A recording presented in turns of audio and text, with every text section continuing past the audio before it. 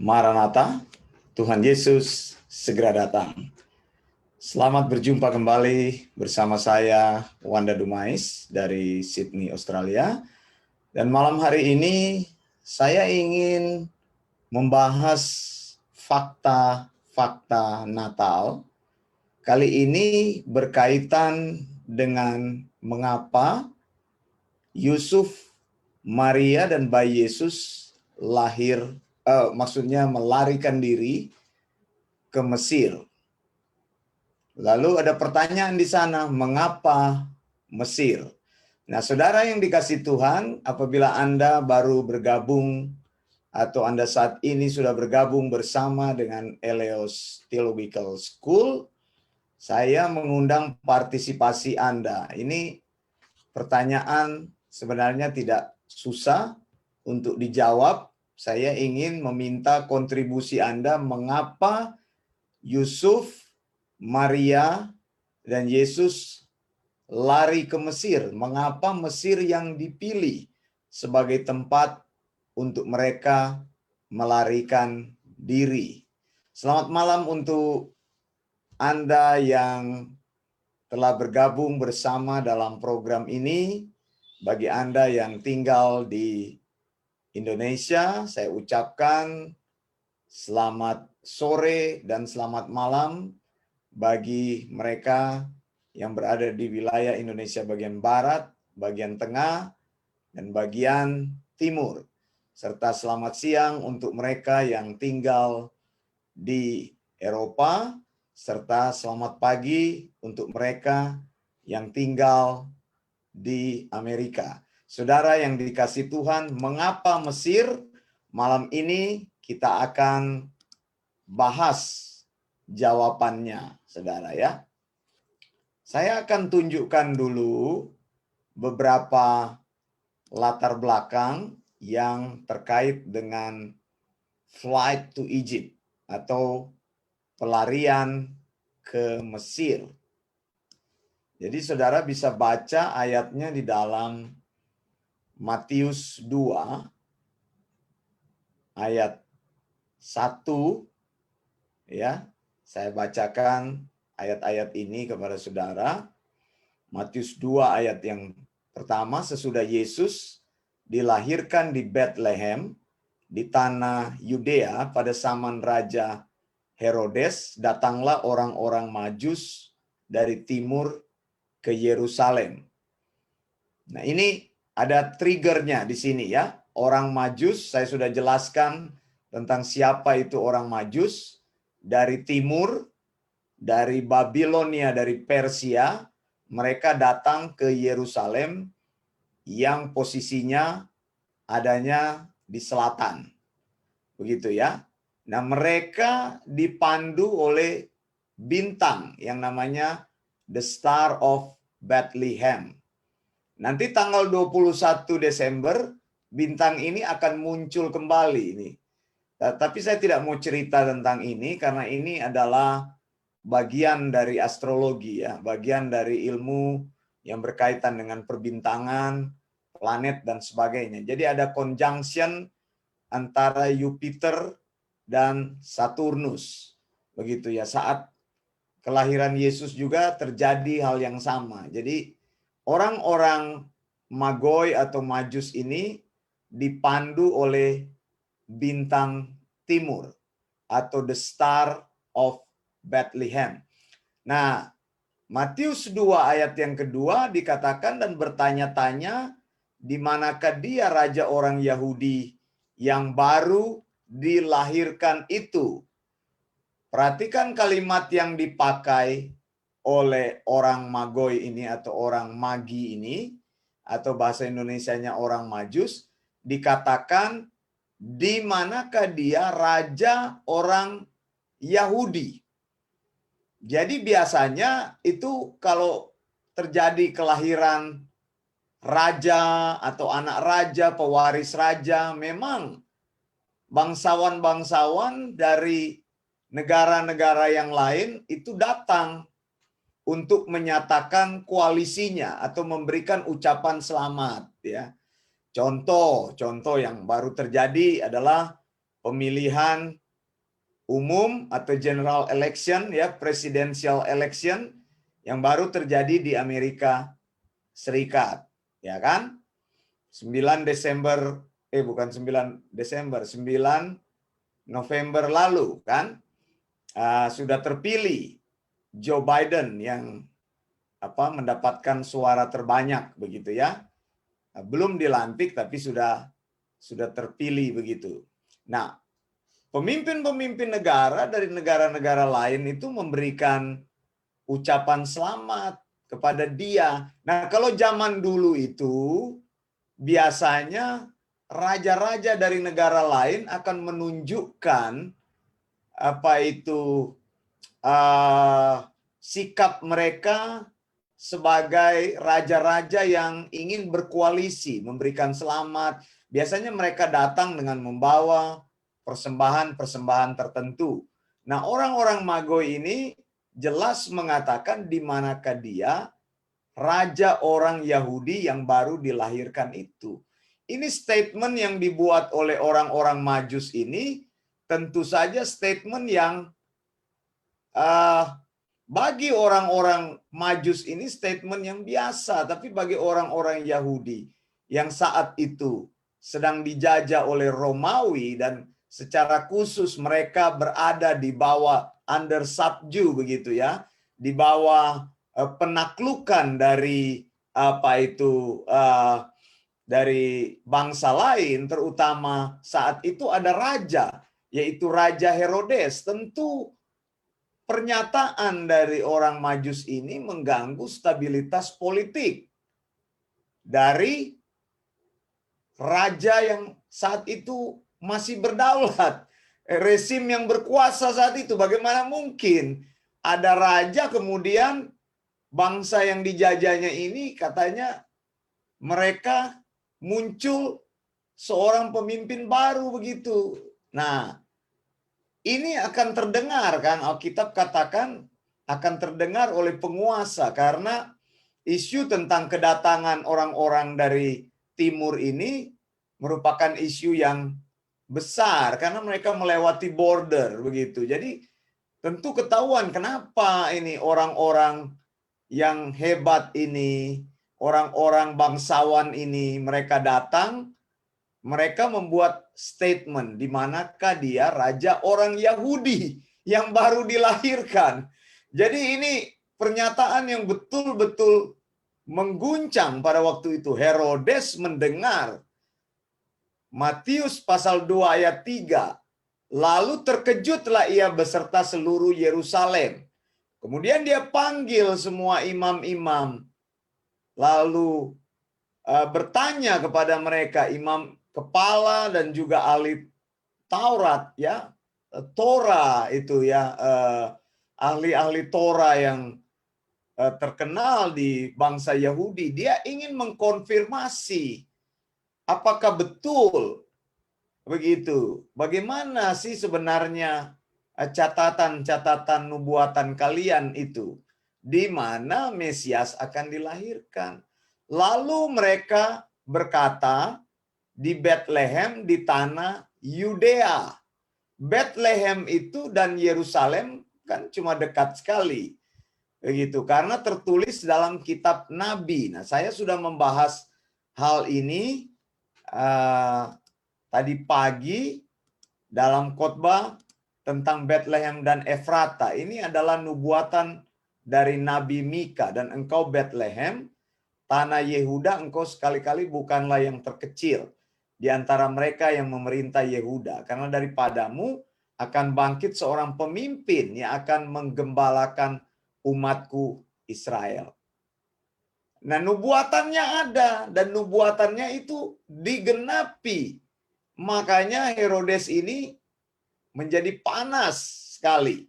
Ia memanggil orang-orang Majus itu dan bertanya kepada mereka, kapan bintang itu muncul? Beritahu kepada saya, tolong selidiki katanya. Lalu dia bilang, kalian boleh pergi ke Bethlehem, coba cari tahu, cari informasi.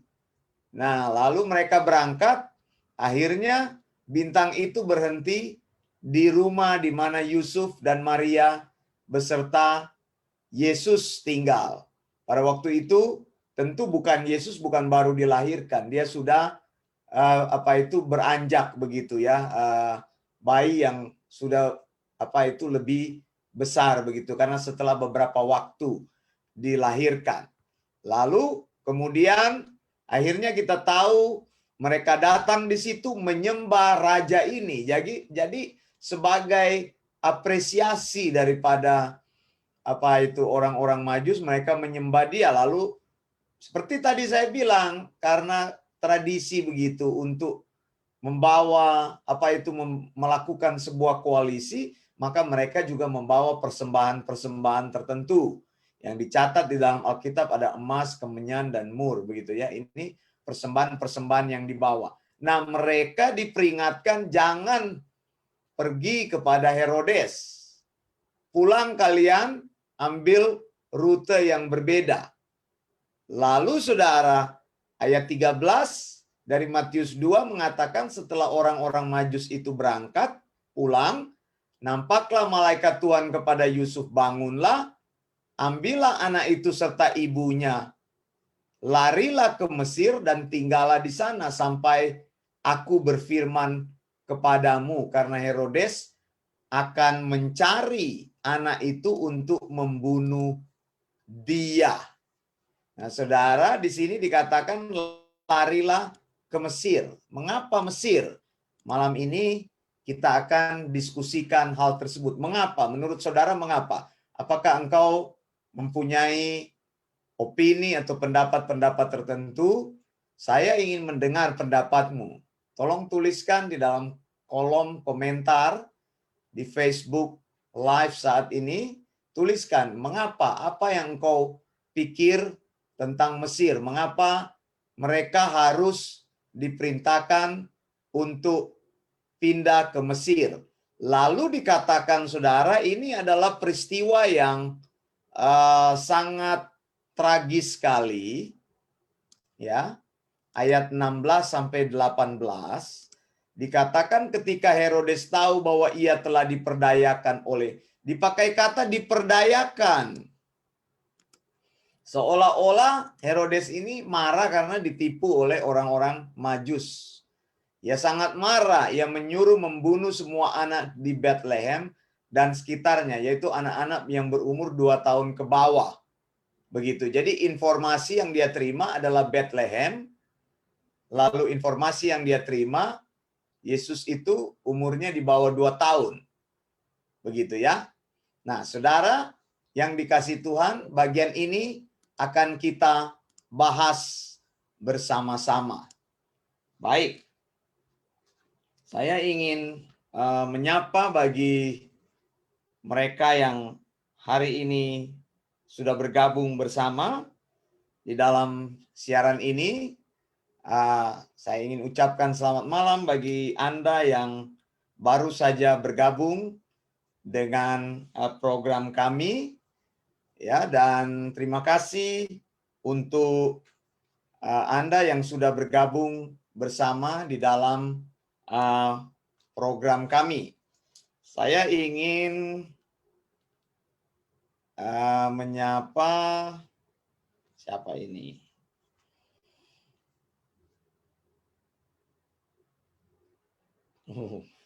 Dia punya ini muncul semua tadi ya. Padahal kita share salah satu ya. Nanti dikoreksi lagi. Ada Ibu Christine di Batam. Terima kasih untuk Ibu Christine, Maranatha Blessings. Ibu Christine di Batam. Kemudian ada Manado. Terima kasih untuk Ibu Marcella Surentu di Manado.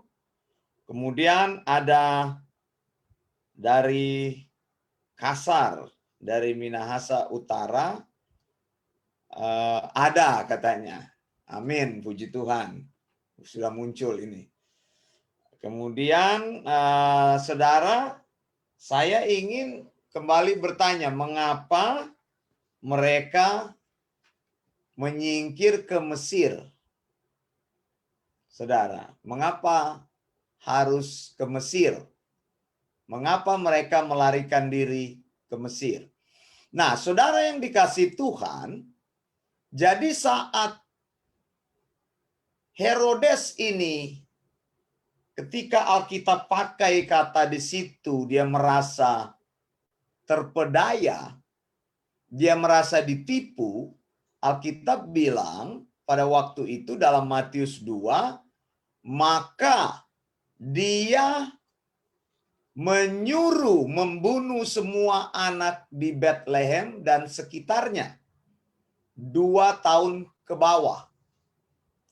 Saudara, Herodes ini memang adalah raja yang bengis.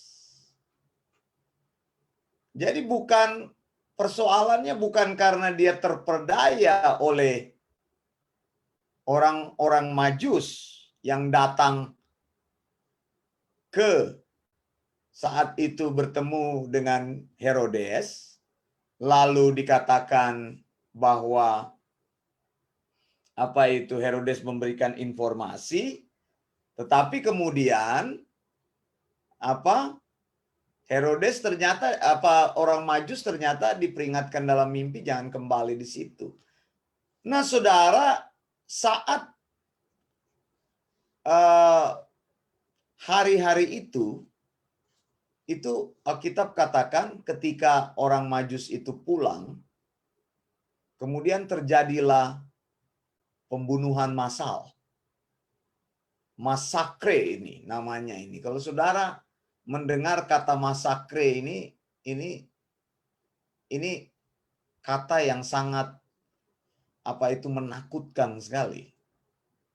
Di dalam sejarah kita sering melihat pembunuhan massal terjadi. Tapi ini yang lebih ironis lagi adalah pembunuhan anak-anak. Anak-anak ini kan tidak berdosa. Bagaimana perasaan orang tuanya? Begitu. Anak yang berumur 2 tahun ke bawah, saudara, ini merupakan kejadian yang menurut saya di luar batas perikemanusiaan. Nah, saudara, kenapa ini terjadi? Herodes ini sebenarnya kelakuannya ini sangat ekstrim. Jahat sekali ini. Herodes, orangnya ini adalah pencemburu. Ya, dengarkan saya. Herodes ini adalah raja yang sangat pencemburu dan juga raja yang selalu merasa tidak aman di dalam hidupnya. Jadi dia merasa banyak orang yang berusaha mengambil kekuasaannya sebagai raja. Makanya tadi saya bilang ketika orang Majus katakan bahwa seorang raja Yahudi baru saja dilahirkan, Anda bisa bayangkan, ya, Anda bisa bayangkan betapa marahnya dia, sudah mendidih dia di dalam otaknya, di dalam hatinya itu panas waktu dia dengar orang-orang Majus bilang. Coba ayatnya tadi kita lihat lagi. Ayatnya saya tunjukkan lagi, saudara nanti buka di tempat saudara ya. Dikatakan oleh Alkitab begini, bahwa orang Yahudi, raja orang Yahudi itu baru dilahirkan. Matius 2 ayat 2. Kemudian dia kumpulkan ahli-ahli Taurat dan imam kepala orang Yahudi, dia tanya, di mana itu? Dan mereka bilang nubuatannya itu betul di sini. Marah dia sebenarnya. Jadi kalau kita baca Alkitab di sini kan kita baca sebenarnya biasa saja, tapi kita perlu meneliti laporan-laporan sejarah tentang siapakah Raja Herodes ini. Jadi dia adalah raja yang kelakuannya itu ekstrim, orangnya bengis, saya akan tunjukkan. Kemudian sikapnya ini dipicu oleh sikap pencemburu. Dia ini sangat pencemburu. Lalu kedua, dia ini adalah orang yang selalu merasa tidak aman. Kekuasaannya menurut dia sewaktu-waktu akan diambil sama orang lain. Nah, sebenarnya ya ini dimulai dari tahun 29 sebelum Masehi. Mengapa? Ada kejadian yang sangat membuat atau membekas di hati dia sehingga dia menjadi orang seperti itu. Tahun 29 sebelum Masehi, dia membunuh istrinya, Mariana, dan siapa? Saudara ininya, apa itu brother-in-law? Apa itu brother-in-law bahasa Indonesianya? Apa itu saudara? Saya bingung menerjemahkannya. Brother-in-law itu jadi saudaranya dari ipar. Iya, bahasanya ya lebih tepat ipar begitu ya. Jadi dia membunuh istrinya Mariana dan iparnya itu Joseph, ya. Setelah dia menuduh mereka mempunyai affair, tapi tuduhan affair ini tidak bisa dibuktikan. Ini tuduhan yang mengada-ngada dan tuduhan palsu. Begitu. Ada di dalam buku sejarah. Jadi dia bunuh tanpa rasa kasihan, tanpa diadili, tanpa bisa dibuktikan kesalahan dari istrinya dan brother-in-law-nya karena dia berkuasa.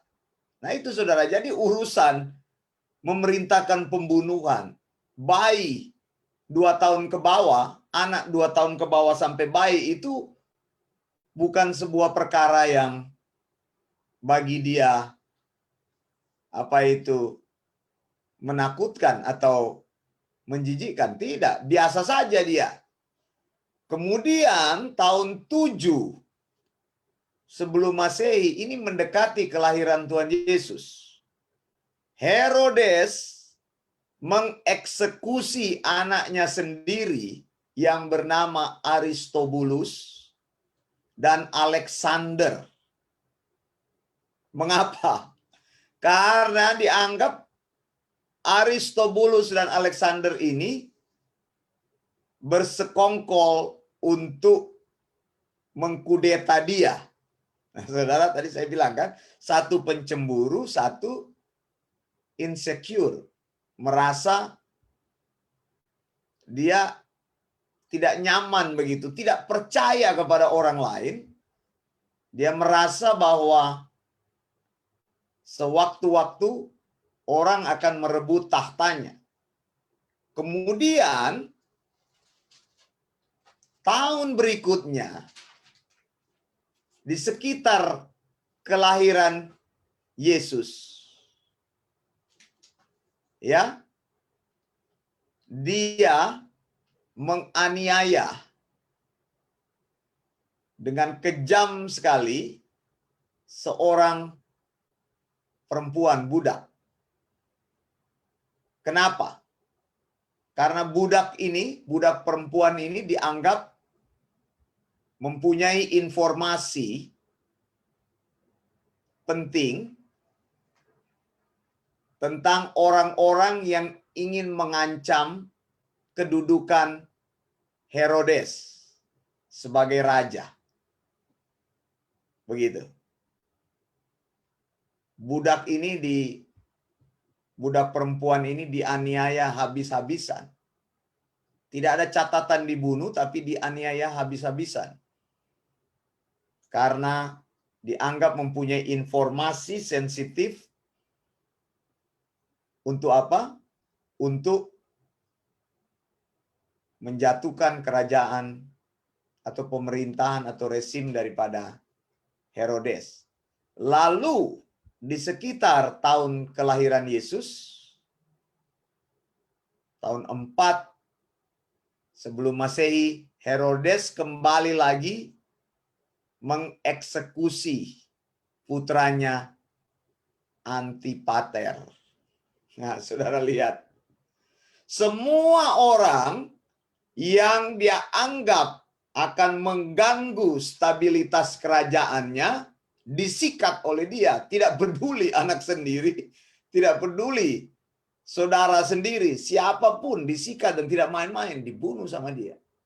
Jadi kalau kita membaca apa yang Alkitab tulis yang berkaitan dengan pembunuhan anak-anak kecil 2 tahun ke bawah itu hal yang biasa. Bagi kita ini ngeri sekali. Tetapi bagi Herodes sudah terbiasa. Makanya saudara, ketika dia mendengar berita ada raja yang baru dilahirkan di Bethlehem, raja itu raja orang Yahudi lagi. Waduh, dia waktu dengar itu sebenarnya dia sudah mendidih darahnya. Dia merasa bahwa Yesus ini adalah ancaman terbesar. Makanya cepat-cepat sebelum menjadi besar harus dibunuh. Mengapa? Karena sudah dinubuatkan bahwa Mesias akan dilahirkan di kota Bethlehem, Efrata. Herodes berpikir lebih baik saya save time. Kalau saya bunuh dia sekarang, tidak akan ada lagi ancaman kepada dirinya. Nah, saudara, ini sekitar latar belakang yang ingin saya tunjukkan kepada kita pada malam hari ini. Sekali lagi, bagi Anda yang baru bergabung pada malam hari ini, jam 9:28 di Sydney saat ini. Bagi Anda yang baru menyaksikan program ini, kita sedang membahas mengapa Yusuf, Maria, dan bayi Yesus lari ke Mesir. Mengapa Mesir yang dipilih? Nah, apakah Anda mempunyai jawaban-jawabannya? Saya ingin mendengar dari Anda. Kita akan berdiskusi, begitu ya. Bagi mereka yang baru bergabung, sekali lagi saya mengucapkan selamat bergabung. Terima kasih untuk kehadiran Anda pada malam hari ini. Seperti biasa dalam kelas-kelas Eleo, saya selalu memberikan berbagai informasi yang kaya kepada Anda untuk melakukan eksegesis Alkitab dengan lebih baik. Baik, saya lihat belum ada yang memberikan, atau sudah ada? Tidak muncul di iPad. Oke, baik. Sudah ada Ibu Oike Abraham di Balikpapan menjawab karena Yusuf bermimpi di mana malaikat memberitahukan untuk Maria dan Yesus serta Yusuf pergi ke Mesir. Betul. Memang betul. Tadi kita sudah baca ayatnya. Tapi alasannya mengapa Mesir yang dipilih? Begitu. Silakan Ibu Oike bisa ditambahkan jawabannya. Silakan teman-teman yang lain. Ada Ibu Vita Milo Oracle di Minnesota. Hadir. Ini puji Tuhan, ini ingat waktu sekolah dulu dipanggil. Hadir Pak Guru. Hadir.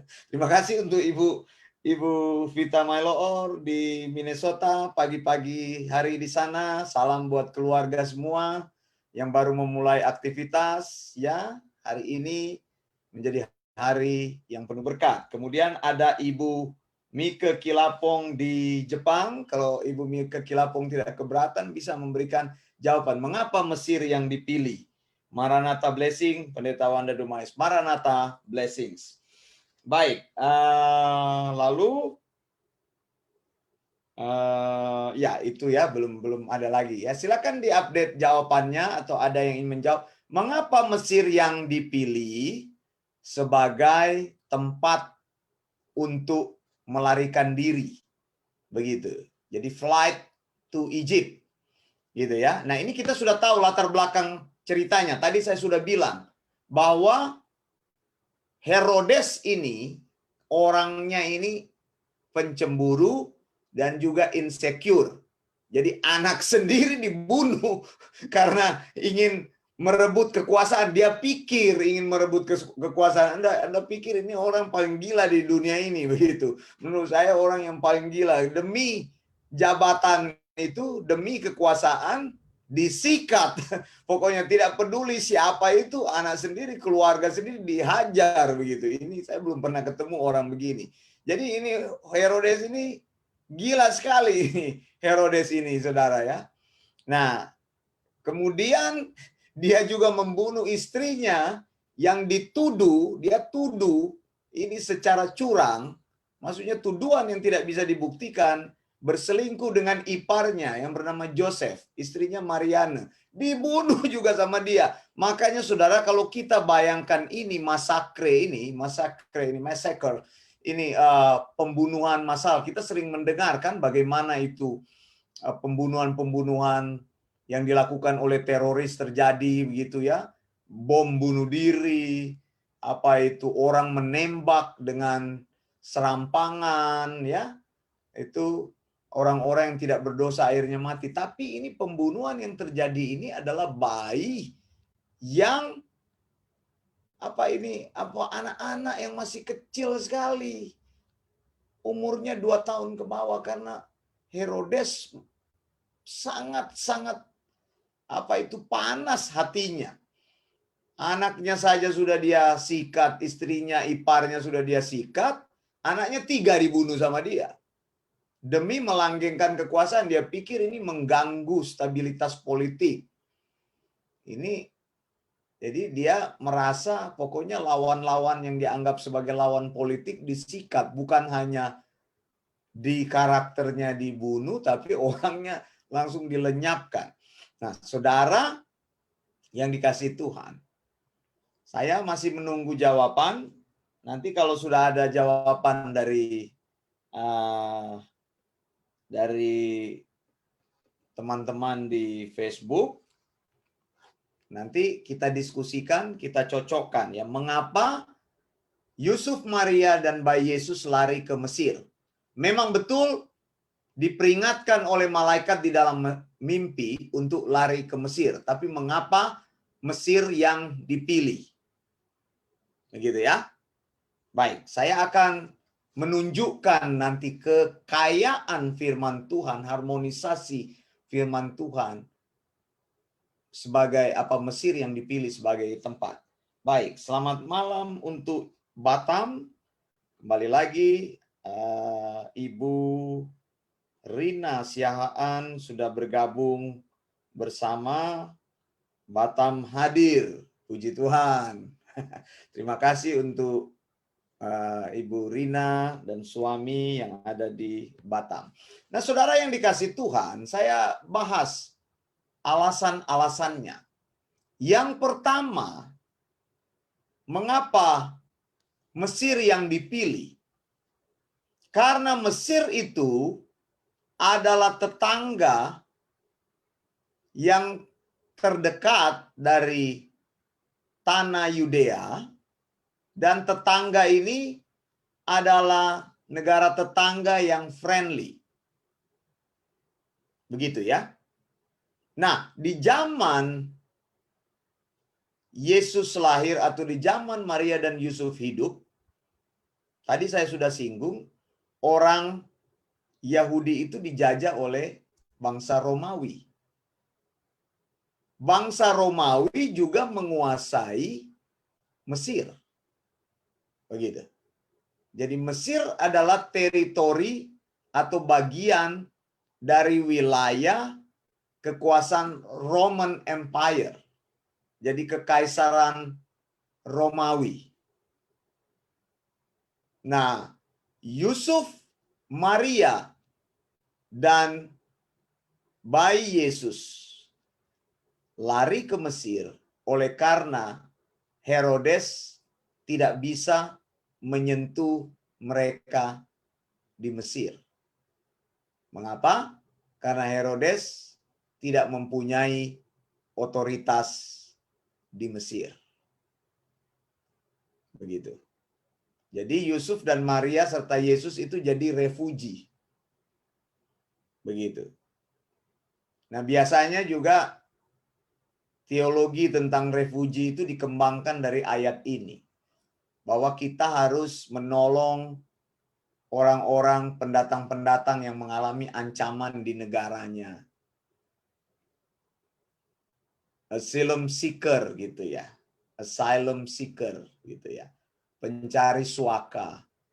Begitu banyak kan? Negara Australia banyak terima orang-orang dari negara-negara lain yang mengalami aniaya di negara mereka. Mereka disiksa atau tidak mempunyai kebebasan dalam hal apapun diterima. Amerika juga melakukan seperti itu. Kebanyakan negara-negara yang sudah established menerima para pencari suaka atau refugi. Nah, Yusuf, Maria, dan Yesus pernah jadi refugi.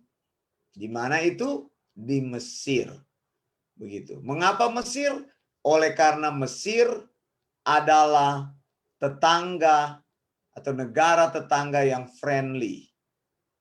Begitu. Dari apa itu wilayah Yudea. Dan tadi saya bilang Herodes tidak mempunyai kekuasaan atau otoritas di daerah tersebut. Jadi ini alasannya mengapa mereka dipilih, mengapa Mesir dipilih sebagai tempat untuk melarikan diri. Yang kedua, saudara, Yusuf dan Maria lari ke Mesir karena di Mesir itu komunitas Yahudi itu besar. Begitu banyak orang Yahudi itu tinggal di Mesir.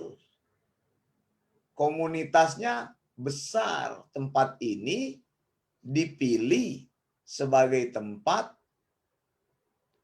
yang ideal bagi Yusuf dan Maria serta bayi Yesus. Begitu. Orang-orang Yahudi tinggal di sana. Dan Yusuf, Maria serta bayi Yesus lebih terproteksi. Mereka bukan sekedar refugi ke Egypt atau Mesir, tetapi di sana mereka bertemu dengan komunitasnya. Begitu. Ya, sampai sini jelas ya. Kemudian yang ketiga adalah jalan ke Mesir itu gampang. Begitu. Mengapa? Karena hanya melewati yang namanya coastal road. Itu hanya menyusuri pantai, itu sudah tiba di Mesir. Mesir itu di bawah kalau Anda lihat dari peta. Jadi turun ke bawah melewati coastal road.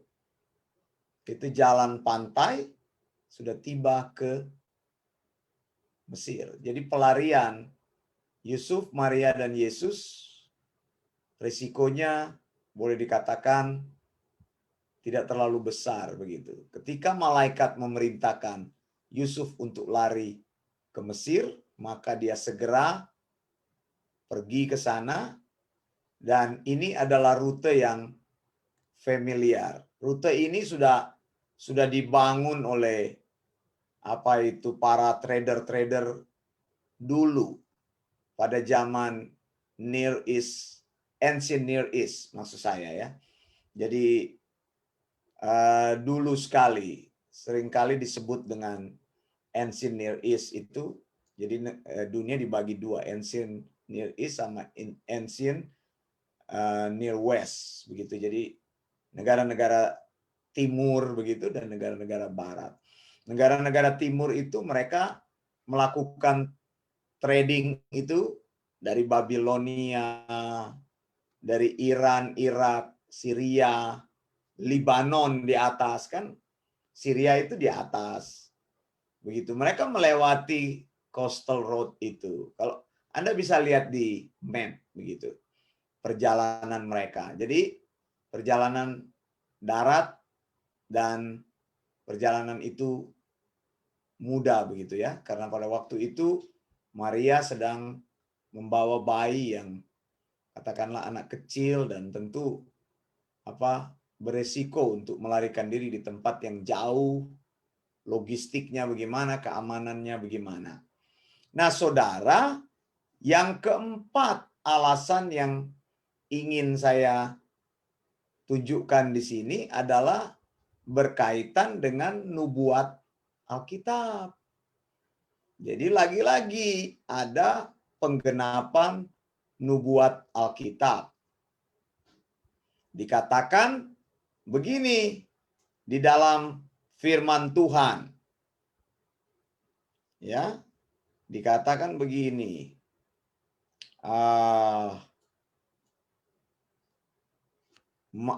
Matius 2 ayat 14 dan 15, firman Tuhan bilang, maka Yusuf pun bangunlah, diambilnya anak itu serta ibunya, malam itu juga, lalu menyingkir ke Mesir, dan tinggal di sana hingga Herodes mati. Hal itu terjadi supaya genaplah yang difirmankan Tuhan oleh Nabi. Dari Mesir kupanggil anakku.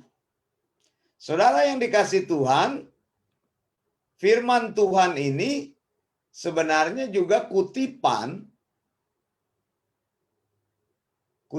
dari Alkitab. Begitu. Ya, perjanjian lama.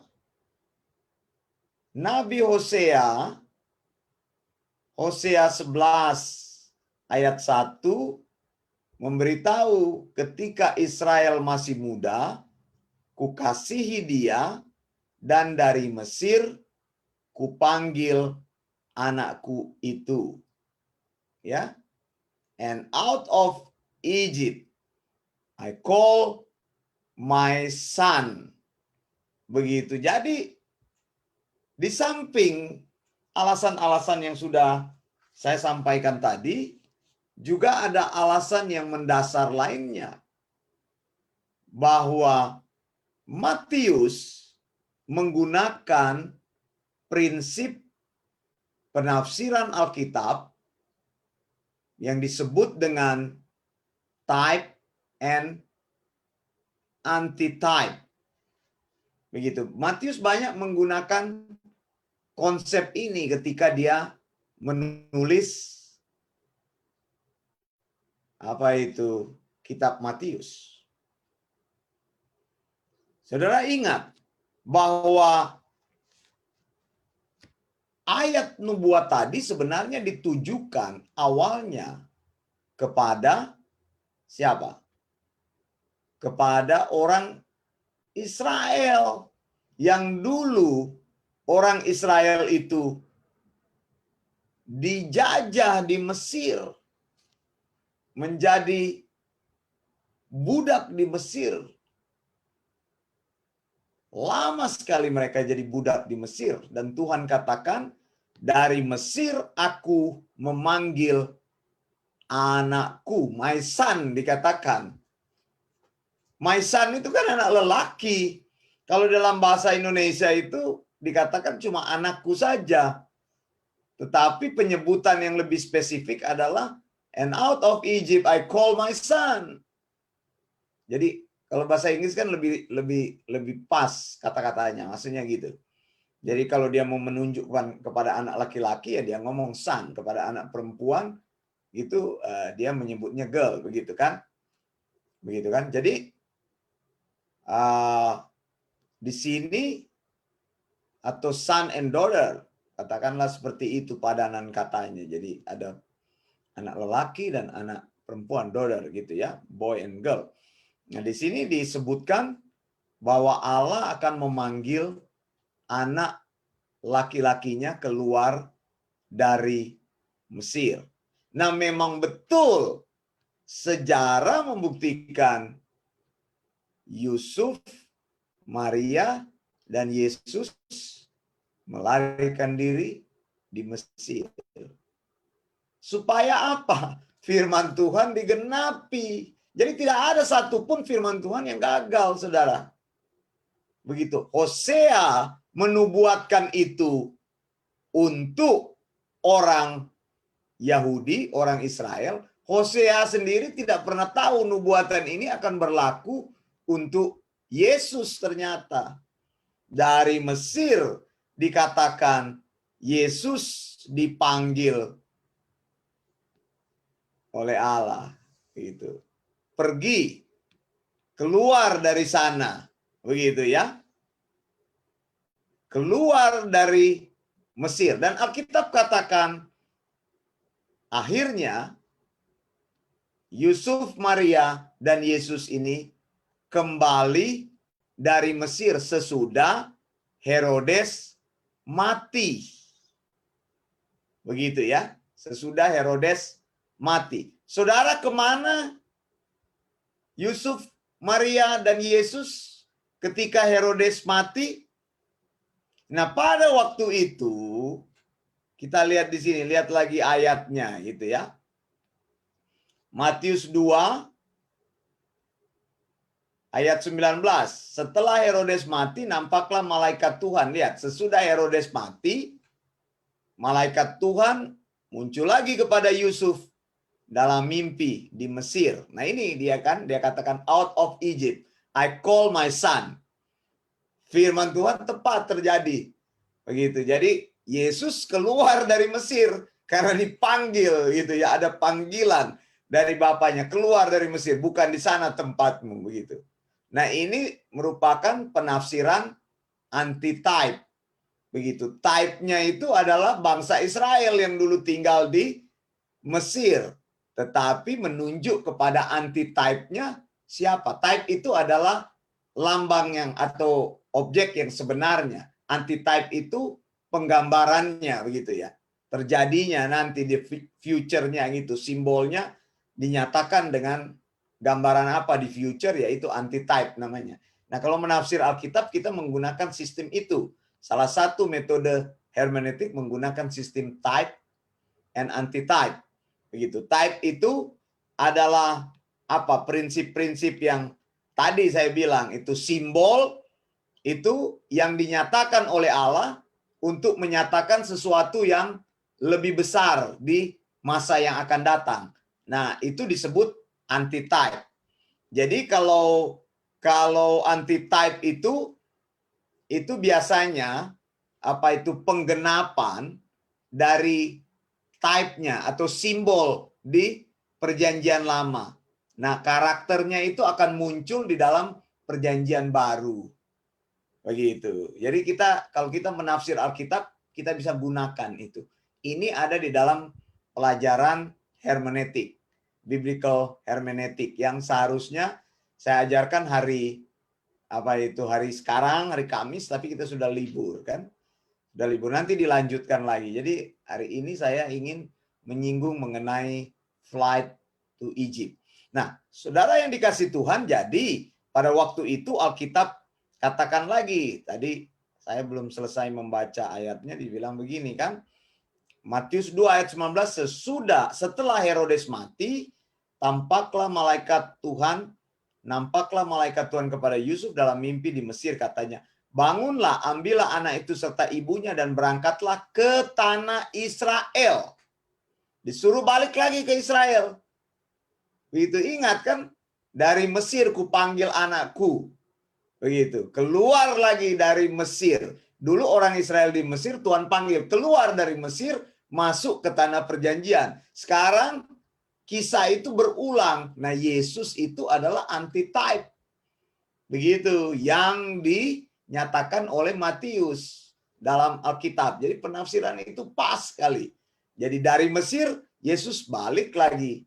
Jadi dibilang berangkatlah ke tanah Israel, karena mereka yang hendak membunuh anak itu sudah mati. Lalu ayat 21, Matius 2:21, lalu Yusuf pun bangunlah, diambillah anak itu serta ibunya dan pergi ke tanah Israel.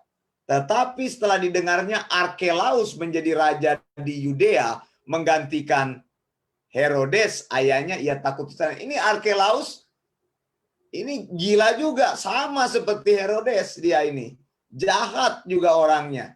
Jadi Yusuf tidak pergi ke Yudea. Nah, ini saudara keindahan firman Tuhan. Yesus disebut apa? Siapa? Kalau kita lihat di dalam Alkitab disebut apa? Yesus dari Nazaret. Bukan Yesus dari Bethlehem. Yesus lahir di Bethlehem, tetapi disebut dia orang Galilea. Kan ada lagunya kan? Sobat dari Galilea. Gitu kan? Ada kan tuh lagu Sobat dari Galilea. Yesus disebut dengan orang dari Galilea, orang Nazaret. Nah, ini ada keindahan firman Tuhan. Lihat. Jadi sebenarnya Yusuf ingin balik ke Yudea. Begitu. Dia pikirkan, ini sudah ada calon raja ini, bisa bangkit kembali ini Bethlehem Efrata. Tapi Tuhan tidak mau dia balik ke Yudea. Dikatakan Arkelaus menjadi raja di sana. Jadi dia takut balik lagi ke sana. Arkelaus juga ini sama gilanya dengan bapaknya ini. Ya, sedikit-sedikit bunuh orang begitu. Jadi mereka tidak lari ke sana, tidak kembali maksudnya ke Israel, ke Yudea, tapi dikatakan pergilah Yusuf ke daerah Galilea. Ayat 23, saudara, ini klimaksnya. Setibanya di sana, nanti saya tunjukkan nubuatan yang indah di dalam ayat ini. Setibanya di sana, ia pun tinggal di sebuah kota bernama Nazaret. Nah, saudara, balik lagi ke Nazaret. Padahal mereka kan dari Nazaret. Hal itu terjadi supaya genaplah firman yang disampaikan oleh nabi-nabi. Bahwa ia akan disebut orang Nazaret. Kan Yesus tidak pernah disebutkan orang Bethlehem. Coba saudara lahir di mana? Disebutkan orang dari mana? Ya dari tempat saudara lahir kan? Betul nggak? Kadang-kadang kita mengaku karena kita lahir di situ, ya kita mengaku kita orang situ, benar.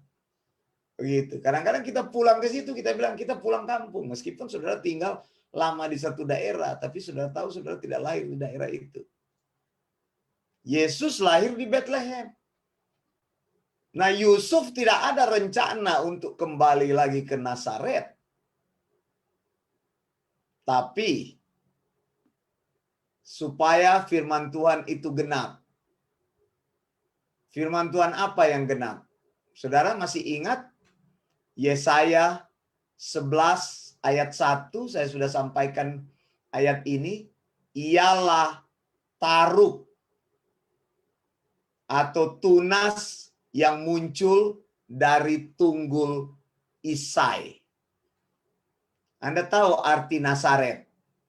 Nazaret itu artinya sprout. Sprout itu di sini kita bilang bean sprout. Apa itu di Indonesia? Toge. Itu toge kan? Kalau di Australia atau di Amerika, di negara barat, kalau kita mau beli toge itu bean sprout. Itu cuma tunas kan, dia cuma tunas. Gitu. Jadi Nazaret itu adalah tunas. Begitu. Ini menggenapi semua yang ditulis di dalam Alkitab. Bahwa Yesus itu adalah singa dari suku Yehuda, pas. Kemudian tunggul dari Isai itu akan bertunas kembali. Jadi dia pulang lagi ke Nazaret. Coba lihat, pertama Maria dan Yusuf tidak mau pergi ke Bethlehem. Lalu peristiwa politik memaksa mereka pulang ke Bethlehem. Akhirnya Yesus lahir di Bethlehem.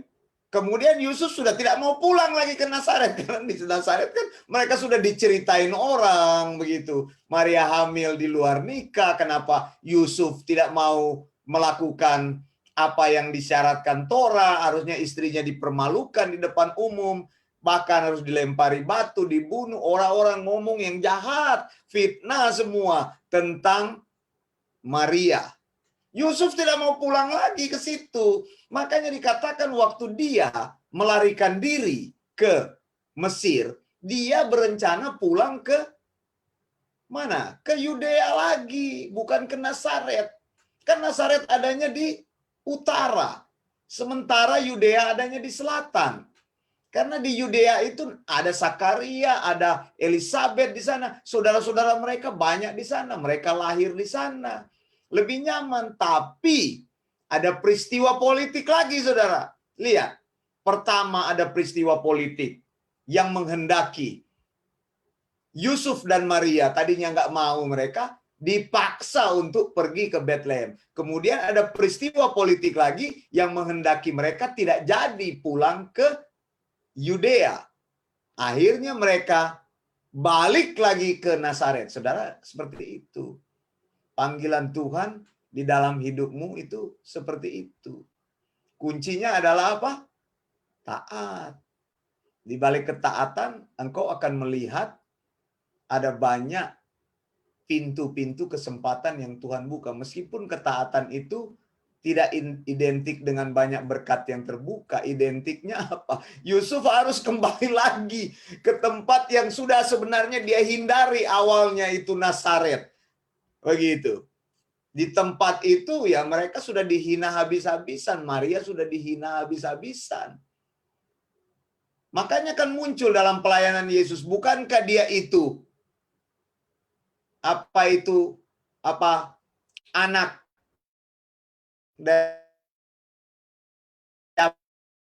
kan, bahwa sebenarnya dia bukan anak dari Yusuf, mereka seperti itu. Jadi cerita itu sudah tersirkulasi di antara orang-orang Nazaret, karena waktu Maria hamil itu orang-orang sudah dengar begitu, hamil di luar nikah. Mereka secara manusia ya kita tidak mau juga mendengar begitu, benar kan? Secara manusia kita tidak suka dengan gosip-gosip gitu, cerita-cerita yang dikarang-karang yang memfitnah kita. Kita nggak mau seperti itu. Begitu. Membuat kita down, membuat kita lemah. Begitu ya. Apa? Jadi saudara, akhirnya mereka pulang ke Nazaret. Nazaret tadi saya bilang apa? Tunas. Sprout. Ingat aja itu, toge bertunas. Keluar, toge itu kan keluarnya dari akarnya itu kan. Keluar tunas, ya itu yang kita makan itu. Togenya itu kan. Begitu. Nah itu yang Yesaya 11 ayat 1, saudara.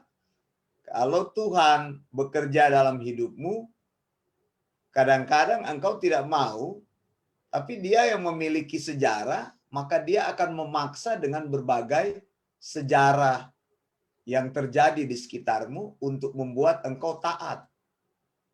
Yusuf pertama tidak mau, dikirim ke Bethlehem. Sampai di Bethlehem, dia sudah betah di Bethlehem, peristiwa politik terjadi lagi. Mereka harus pergi, terusir. Mereka harus menjadi refugi kemana? Ke Mesir. Dari Mesir dia pikir dia mau balik lagi ke situ, terhalang lagi. Arkelaus jadi raja di sana. Arkelaus juga orangnya gila, sama seperti Herodes. Akhirnya Yusuf lari ke Nazaret. Mengapa Nazaret?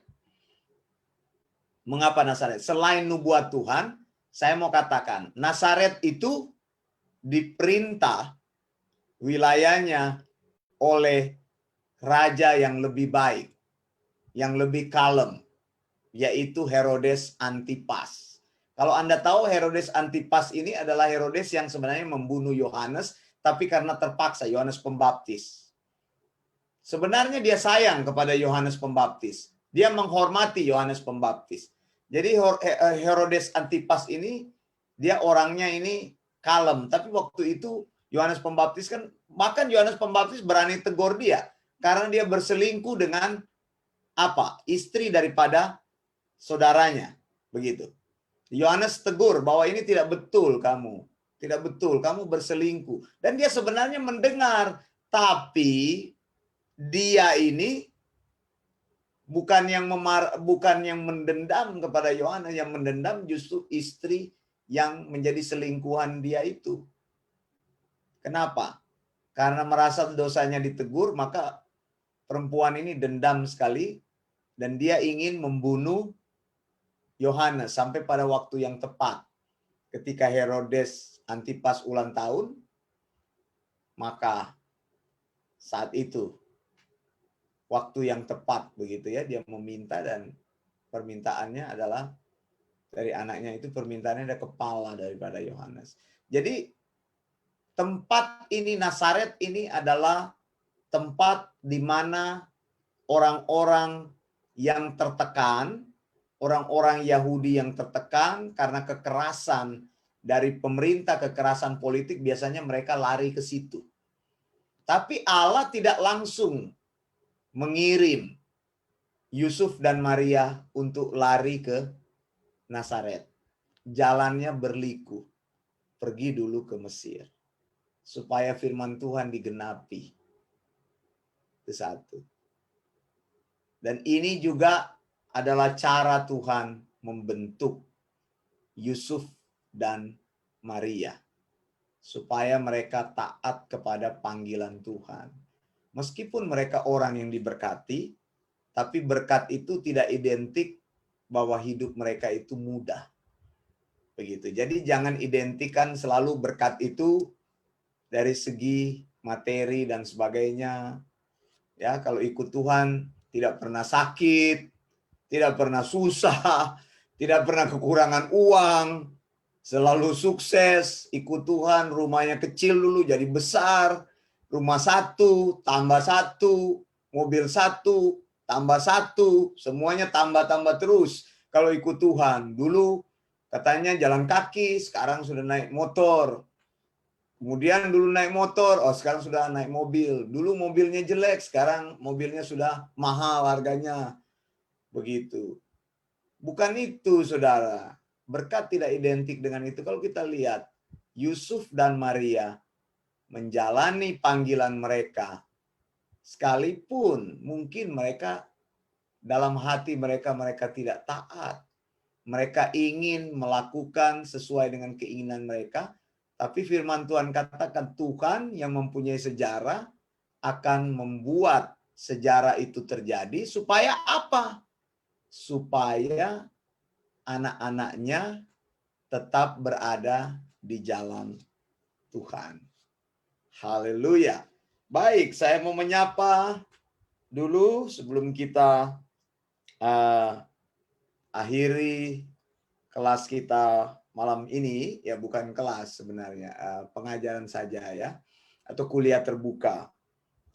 Saya ingin menyapa dulu, ada Ibu Adelaida Ponamon di Manado. Terima kasih ini Ibu Adelaida sudah tidak sibuk ini ya Bu ya, sudah selesai hitung-hitung suaranya ini ya. Bagaimana dengan Kecamatan Wanea? Terima kasih untuk saat ini sudah bergabung bersama, dan terima kasih untuk kesuksesan pilkada di wilayah Wanea dan sekitarnya, di Manado dan sekitarnya. Terima kasih untuk Ibu Adelaida. Kemudian dari Ibu Oike Abram, ada jawaban lagi di sini. Ada hubungan dengan nubuatan para nabi supaya genaplah firman oleh para nabi. Dari Mesir kupanggil anakku. Betul sekali, tadi kita sudah bahas itu. Kemudian ada Pak Akmaludin dari Batam. Terima kasih. Saya sudah membukakan lagi fakta tentang Natal yang perlu engkau ketahui. Ini jarang dibahas Saya tidak akan membahas tentang Natal, bagaimana terang itu. Kebanyakan itu khotbah-khotbah Natal kan begitu. Terang sudah datang, terang bersinar, Immanuel.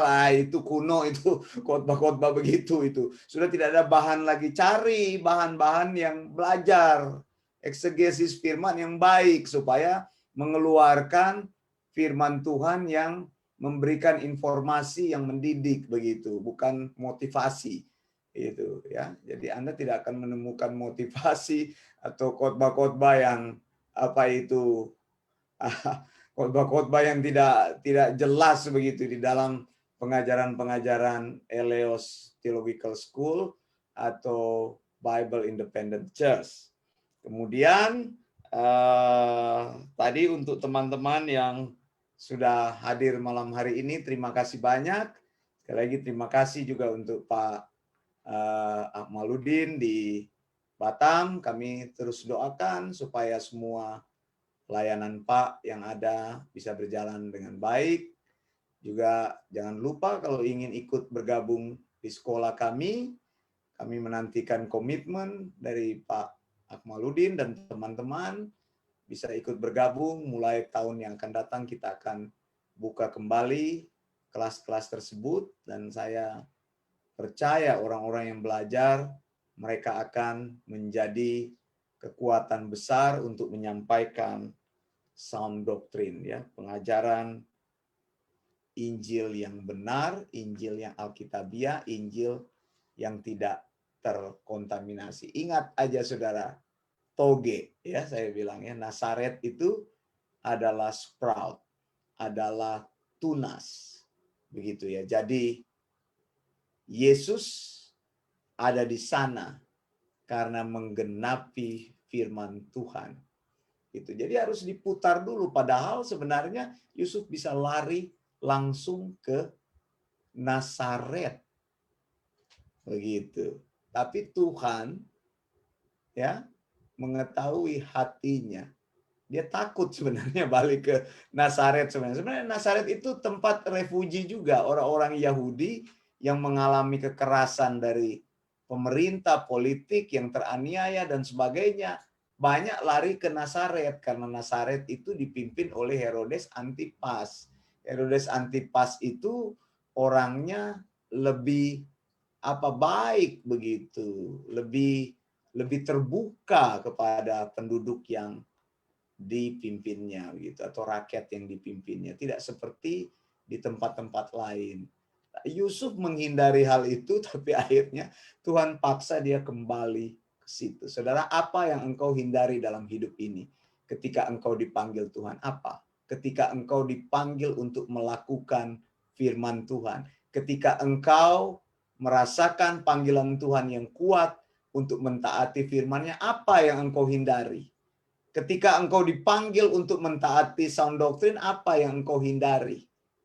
Apa?